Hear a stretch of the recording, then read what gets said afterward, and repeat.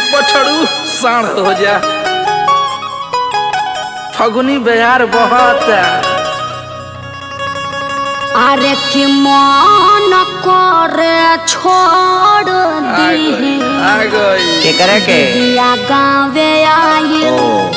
कि होलिया में जीजू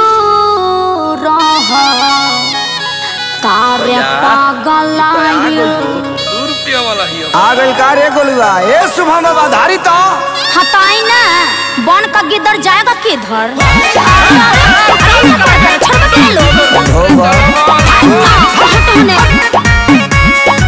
होलिया में आयल बानी जीजा तहरा गावे अच्छा बात तो हम तैयार जैसा लगला रंग लगावे अब आप जीजू थोड़ा रहम कीजिए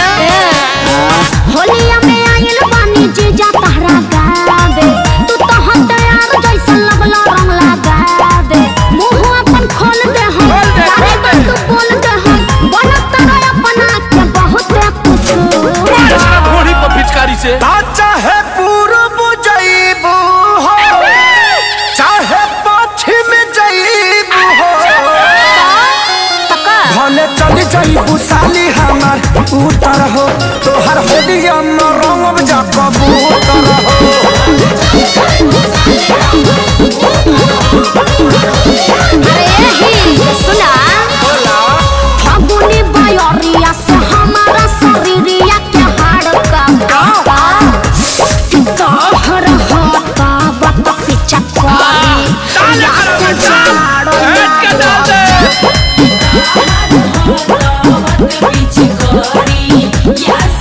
अरे सुमना डिजिटल बहिर कराए करके अरे फिर चल मोबाइल लो मनाली से चल बनी ए साली ने तनिया आइलो फिचा करिया के भोग लगा ना होलिया में काम करो पड़ाई देवा दीदिया गावे आई छोड़ाई देवा छोड़ दे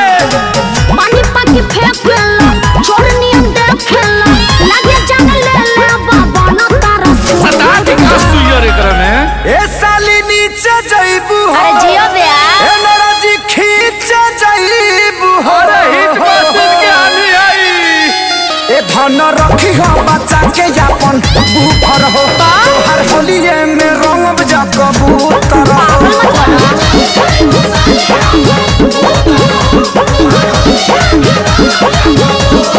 अरे होलिया क्या मुरचा छोड़ा बतानी आवा छोड़ा दी एक कवन हिताई निभावा तानी जीजा एक कवन हिताई निभा समझा द लोग इनका जीजा ना तो ठीक ना होई देखिए विवेक जी ठीक नहीं कर रहे हैं अरे काय शुभम सोना जी सती सखिया खोदब जकाली अरे जियो छोटू रावत जवाब नहीं खाता है करे जाहो हरे पवनाच कि फगुआ दिल खोली के खेला अरे खेली भैया टेंशन मत लो जाना तानी न सब हपारा पारी जीजा जी वचन को के छोड़बा अखिलेश के सारी जीजा ओहो गड़ी किसमिस खाए घरे अपन चल जाए जाने बजाई जाते जगह के हो भले पूरब जइबू हो चाहे पश्चिम जइबू अरे दक्षिण टोली में चली रंगावती है भैया भले चल जइबू ए साली उतर हो होलिए में रंगब जा कबूतर जीवन का